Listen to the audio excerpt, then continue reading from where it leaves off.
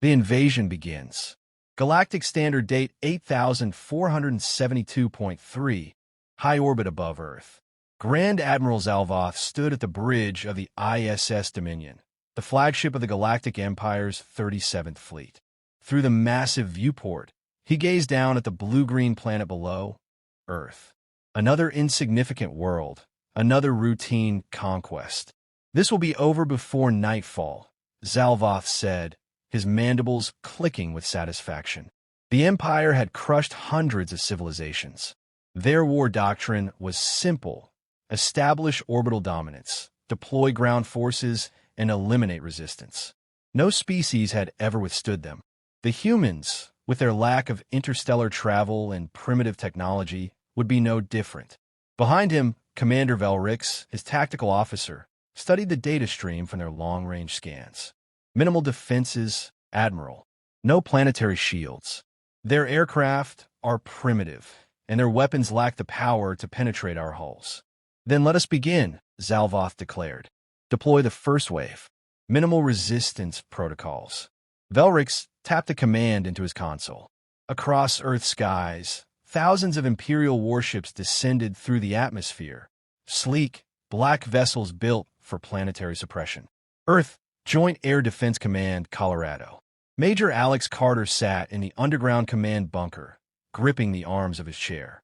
He had watched the massive alien fleet arrive, expecting them to rain down fire and destruction. Instead, they were descending like vultures, preparing for occupation. They had no idea what they were walking into. "Confirm target lock," Carter said, his voice calm despite the adrenaline pumping through his veins. "All batteries report ready," a lieutenant replied. "SAM sights are locked. Railguns are primed. CIWS stations standing by." Across the world, Earth's anti-aircraft defenses were waiting. The aliens had scanned their world, but they had only seen the surface: radar stations, missile silos, and air bases. They hadn't seen the underground bunkers, the hidden defense grids, the overlapping fire zones designed to turn the skies into a killing field. The invasion fleet reached optimal range. The order was given: fire, hell, in the skies. The first missile streaked upward, followed by 1,000 more. The sky erupted in fire. Alien warships, designed for orbital supremacy, were built to resist energy weapons, not high-velocity kinetic projectiles.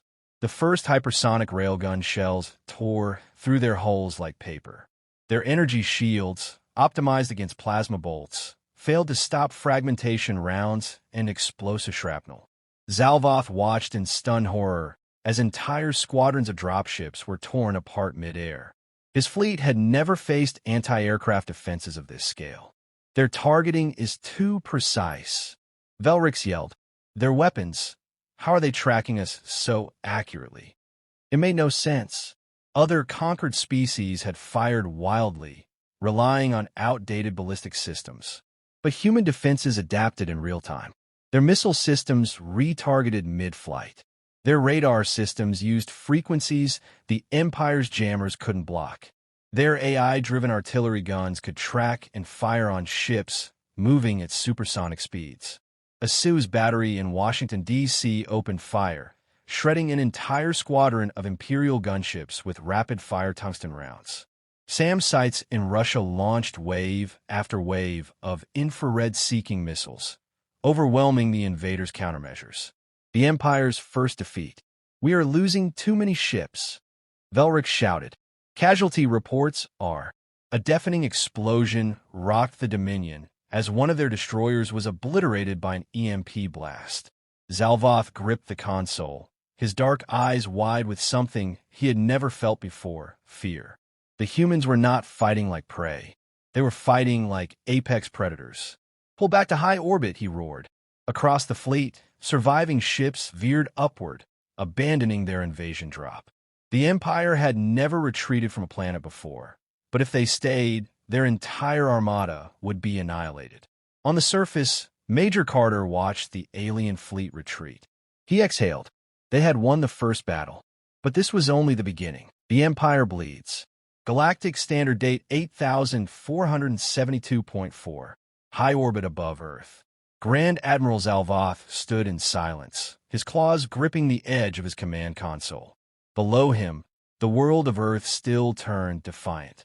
His fleet, once an unstoppable force, had been forced into retreat. Never in the history of the Empire had an invasion fleet suffered such a disastrous first strike. "Damage report," he ordered, his voice barely concealing his rage. Commander Velrix hesitated before speaking. "We've lost 40% of our landing forces. 2 destroyers have been completely destroyed, and over 300 dropships have been shot down." Zalvoth clenched his mandibles. "Ow!" Velrix gestured to the holographic display, highlighting Earth's dense anti-aircraft grid. "Their defenses are more advanced than we anticipated. They lack energy-based weaponry, but their projectiles move too fast for our shield harmonics. Our jamming protocols are ineffective against their targeting systems." Zalvoth turned his gaze back toward the planet.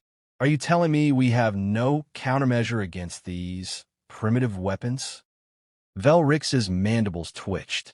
"Sir, their tactics are anything but primitive." Earth, Joint Air Defense Command, Colorado. Major Alex Carter leaned over the strategy table, his face grim. The battle had been won, but the war was far from over. Reports were flooding in from every major military command across the world. The aliens were regrouping. "They're learning," Carter said, watching the tactical feed. "They pulled back fast. Next time, they won't just fly into our kill zones." A general across the table, a hardened veteran of past wars, folded his arms. "So what do we do?" Carter exhaled. "We hit them before they adapt." His plan was risky, but necessary. Earth's air defense networks had crippled the enemy's first wave, but if the Empire recalibrated its shields and tactics, humanity might not get a second chance. The only solution was to strike first. The human counterattack begins. The night sky over the Atlantic was pitch black until the first stealth bombers launched from hidden air bases. F-22s, Su-57s, and modified spaceplanes carried experimental payloads, EMP bombs, railgun-firing missiles, and hypervelocity drones. Below the ocean, nuclear submarines prepared torpedo launches against any enemy ships that came too low. The order was given. Humanity struck back. Across the world, long-range ballistic missiles screamed toward the sky. Unlike the Empire's slow-moving plasma bolts, these weapons were hypersonic, their speeds making them nearly impossible to intercept. Spaceplanes ambushed enemy battleships, firing kinetic slugs that punched through their armor like paper. The Empire was caught off guard again. The Empire's growing panic. On the Dominion, Zalvoth watched in horror as his fleet's losses mounted. "They're attacking from below, hitting us before we can recalibrate." Velrix shouted. Earth's forces weren't just holding the line. They were counterattacking with surgical precision. Humanity was using terrain, stealth, and high-speed warfare in ways the Empire had never encountered. A squadron of cloaked human bombers breached the Empire's perimeter defenses and fired an EMP missile directly into the fleet's central communication relay. The detonation sent a shockwave of energy through the Imperial network, scrambling targeting systems and leaving ships vulnerable. All forces pulled back to extreme high orbit. Zalvoth commanded. The turning point. For the first time in its history, the Galactic Empire was in full retreat. Their fleet, battered and broken, pulled away from Earth's gravity well. Several damaged ships, unable to escape, were shot down by human missile systems. Zalvoth's rage boiled. How had this happened? How had a pre-spaceflight species bested the most powerful military force in the galaxy? Velrix, breathing heavily, studied the battle reports. "Sir, I don't think we're fighting the species we thought we were." Zalvoth turned sharply. "Explain." Velrix brought up footage of the battle. "Every species we've conquered before relied on predictable warfare. Energy weapons, AI-controlled targeting, and centralized defenses. Humanity doesn't fight like that. They use decentralized, adaptive tactics. Their weapons are old but perfected to a lethal degree." He paused, showing a slowed-down clip of a human fighter jet dodging plasma fire. "They still use piloted aircraft, sir. Organic decision-making. Their pilots aren't relying on algorithms. They're relying on instinct. Zalvoth stared at the footage. It was becoming clear. They had underestimated humanity. Cliffhanger ending. As Earth's forces watched the enemy fleet retreat beyond their weapon range, Major Carter allowed himself a single breath of relief. But deep down, he knew what was coming next. They'll be back, he muttered. And next time, humanity would be ready. The unthinkable happens. Galactic Standard Date 8472.6. Aboard the ISS Dominion. High orbit over Earth. Grand Admiral Zalvoth stood motionless at the center of his command deck, his dark eyes locked on the tactical display. The once simple conquest of Earth had turned into a humiliating disaster. The 37th Fleet, the pride of the Galactic Empire, had been crippled by a primitive species. It was unacceptable. We will not suffer another defeat, Zalvoth growled. Activate the planet cracker. A hush fell over the bridge. Even Commander Velrix, usually an unwavering officer, hesitated. Sir, the planet cracker has never been used against a developed world before. It will end this war, Zalvoth snapped. Humanity is more dangerous than we expected. We cannot allow them to become a future threat. Velrix's mandibles twitched, but he bowed his head. As you command, Admiral. The ultimate weapon. The planet cracker was the Empire's most devastating superweapon. An orbital kinetic bombardment system that could turn entire continents to molten slag. Unlike energy-based weapons, it dropped solid tungsten rods from orbit, each one hitting with the force of a nuclear bomb. No shields, no energy defenses, just raw destruction. As the command was issued, massive hatches on the underside of several Imperial capital ships began to open, revealing enormous tungsten rods, each the size of a skyscraper. They would fall at Mach 10, flattening everything in their path. Zalvoth allowed himself a smirk. Let's see their anti-aircraft weapons stop this. Earth, Joint Air Defense Command, Colorado. Major Alex Carter felt a chill as the latest intelligence came in. They're preparing an orbital strike, his second-in-command, Lieutenant Aaron Vasquez, reported. Not energy weapons. Something worse. Carter's stomach tightened. Energy weapons were bad, but they could be intercepted. This was physics turned into a weapon. No explosions, no warning, just instant destruction. How do we stop it? Vasquez asked. Carter stared at the map of Earth, thinking. The tungsten rods were too fast for standard anti-air systems. Even Earth's best missile interceptors couldn't react in time. Unless a risky idea formed in his mind. Give me the hypersonic strike teams, Carter said, and patch me through to the orbital division. Vasquez frowned. Orbital division? Sir, we don't have. We do now, Carter said grimly. Humanity's boldest counterattack. Across the planet, the best pilots and weapons specialists were scrambled. Top-secret aerospace prototypes were prepared. Space planes, hypersonic drones, and experimental railgun satellites. But they weren't going after the falling tungsten rods. They were going after the launch platforms. As the first rods were released, Earth's defenses struck back. Prototype space planes launched from hidden bases, flying at the edge of the atmosphere. Railgun satellites, secretly launched years earlier under classified military projects, activated. Swarm missiles, guided by human pilots making split-second adjustments, streaked toward the Empire's capital ships.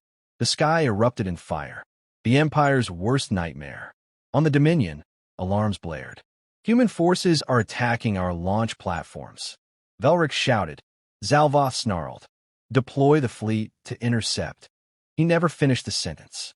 A railgun slug, fired from an experimental human satellite, pierced straight through a capital ship's reactor core.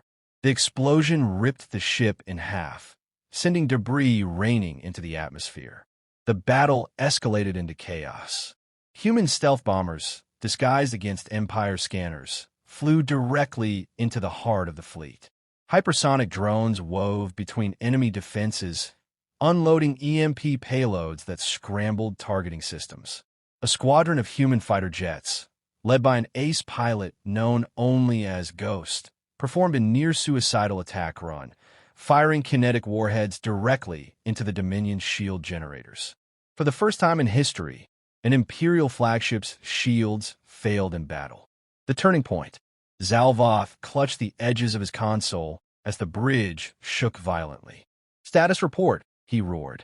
Velrix's face was pale. "Sir, we've lost control of the planet Cracker. Half the launch platforms are destroyed. The remaining rods are falling off course." Zalvoth turned back to the viewport, just in time to see one of their own tungsten rods, knocked off trajectory by a human missile, plummet toward an Imperial battleship. The impact was instantaneous. The ship shattered. Fires spread through the fleet. The once invincible Galactic Empire was being torn apart by a species they had deemed primitive. "Sir," Velrix said, his voice almost a whisper, we are losing." Cliffhanger ending. On Earth, Carter and Vasquez watched as the alien fleet began retreating. But Carter's eyes remained cold. "They're going to regroup," he said. "Next time, they'll come back with everything they have." Vasquez frowned. "So what do we do?" Carter exhaled. "We take the fight to them. Humanity strikes back." Galactic Standard Date 8472.8. High orbit above Earth. Grand Admiral Zalvoth stood on the shattered bridge of the ISS Dominion, his once pristine uniform torn and stained. Around him, emergency sirens howled, and the acrid smell of burnt circuitry filled the air.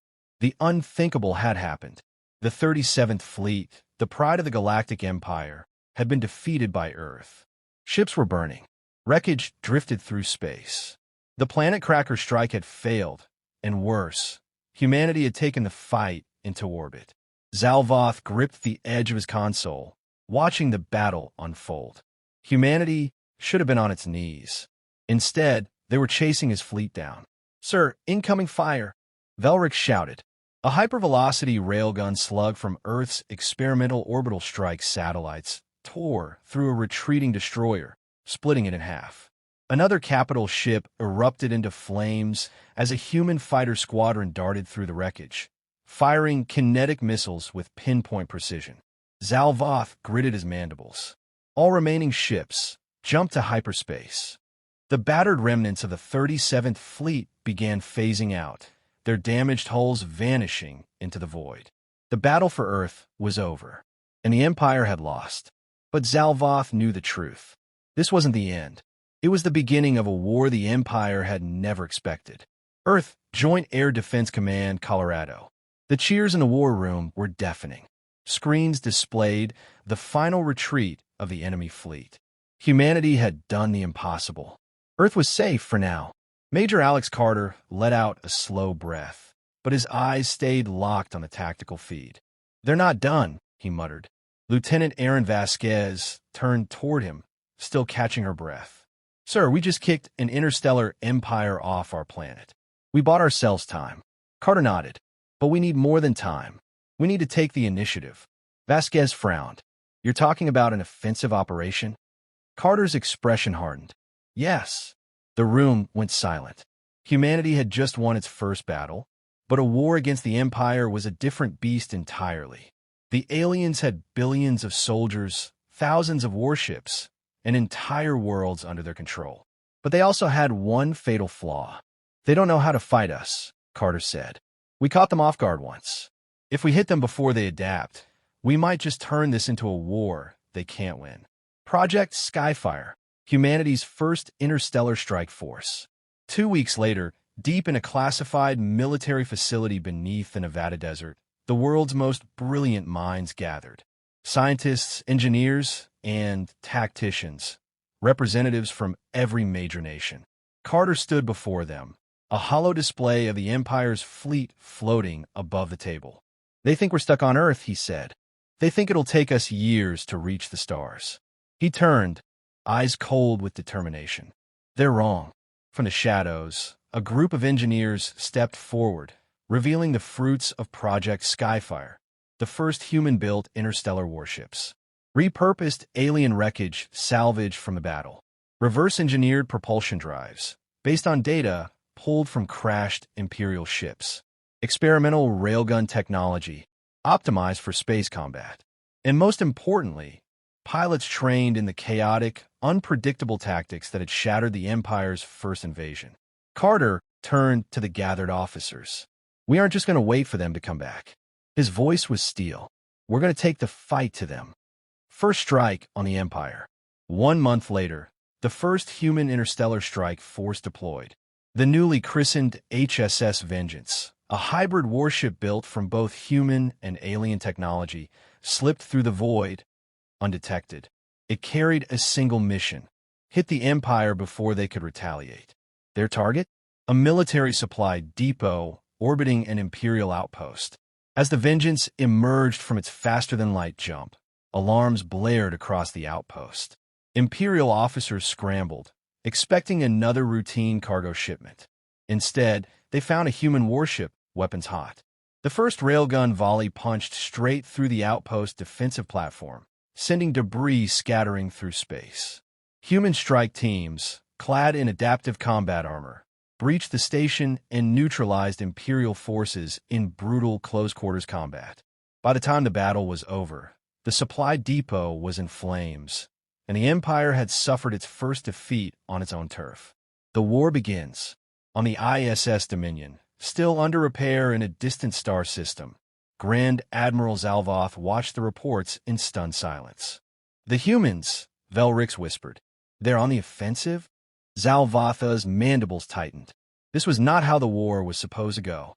The Empire had been dominant for centuries, crushing any species that dared resist. But humanity was different. They learned. They adapted. They struck back. And now, for the first time in its long history, the Galactic Empire was afraid. Final line. Back on Earth, Major Carter stood beneath the starlit sky, watching the first human warships vanish into the darkness. He knew this was only the beginning. The war for survival had just begun.